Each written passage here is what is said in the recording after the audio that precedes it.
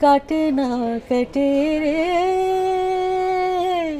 रतियाँ सैया इंतजार में, हाय हाय मैं तो मर गई। बेदर्दी तेरे प्यार में, हाय हाय मैं तो मर गई।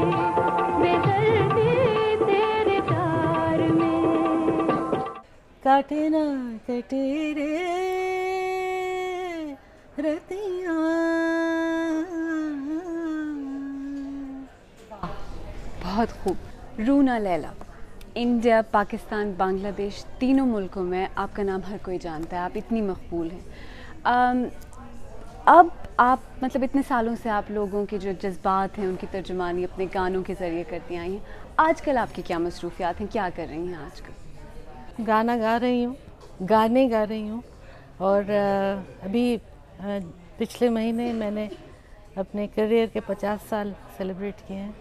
हाँ माशाल्लाह। अच्छा, पाकिस्तान में आपने इतना काम किया, आपके गाने इतने मकबूल रहे, सबकी ज़बान पे हुआ करते थे। उन दिनों के बारे में कोई ऐसी यादें हैं जो आज भी आपके जहन में हैं? मैं तो वहाँ पली बड़ी और स्कूल कॉलेज भी वहीं पे किया मैंने। मेरे बचपन के सारे दोस्त वहाँ हैं। बेशुमार ऐसे मेमोरीज़ हैं। कोई एक मेमोरी निकाल के कहना, आई थिंक प्रोबेबली जो पहला मैंने प्रोफेशनली जो मैंने फ़िल्म के लिए गाया था, फ़िल्म जुगनू, पाकिस्तानी फ़िल्म जुगनू के लिए, वो मेरा ख़्याल है सबसे यादगार एक वाक़या है। अच्छा, आपने इंडिया में भी बहुत सी फ़िल्मों के लिए गाना गाया, बहुत सारे म्यूज़िक डायरेक्टर्स के साथ काम किया, तो उन दिनों के बारे में हमें कुछ बताइए। मैं एक्चुअली 74 में बांग्लादेश आई, जनवरी में, और नवंबर में मुझे Indian council for cultural relations की तरफ से एक इनविटेशन उन्होंने भेजा मुझे। उन्होंने पूछा था पहले ही कि आप कोई ऐसी शख्सियत हैं जिनसे आप मिलना चाहती हैं, तो मैंने कहा था कि बस मेरी मुलाकात लता जी से करवा दीजिए किसी भी तरह से। तो उन्होंने कहा कि वो तो बहुत कम जाती हैं बाहर के फंक्शंस में, तो ठीक है हम लोग कोशिश करेंगे।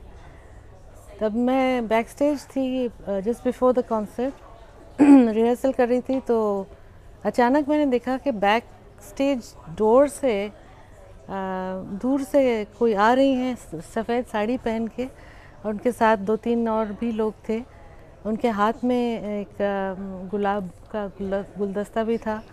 तो मुझे लग रहा था कि मैंने कोई सपना देखा है, या पता नहीं, मैं अपने जहन में मतलब ये बात चल रही है तो मैं सोच रही हूँ। अच्छा, आपने इतने सारे गाने गाए हैं, ये जो मेरा अगला सवाल है शायद आपको थोड़ा अनफेयर लगे, लेकिन अगर आपको कोई एक चुनना हो जो आपका सबसे पसंदीदा गाना है जो आपने गाया है, कौन सा हो? मुश्किल बहुत मुश्किल सवाल है, क्योंकि इतने हज़ार गाने मैंने गाए हैं इतनी ज़बानों में। तो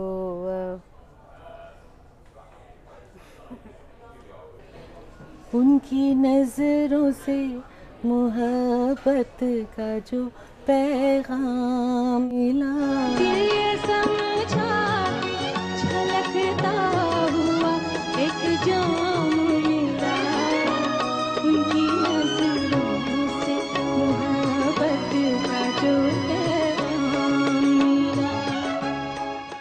उनकी नज़रों से मोहब्बत का जो पैगाम मिला। बहुत बहुत शुक्रिया हमसे बात करने का, यहाँ आने का। Thank you thank you very so much. Much, Thank it was you. Lovely talking to you.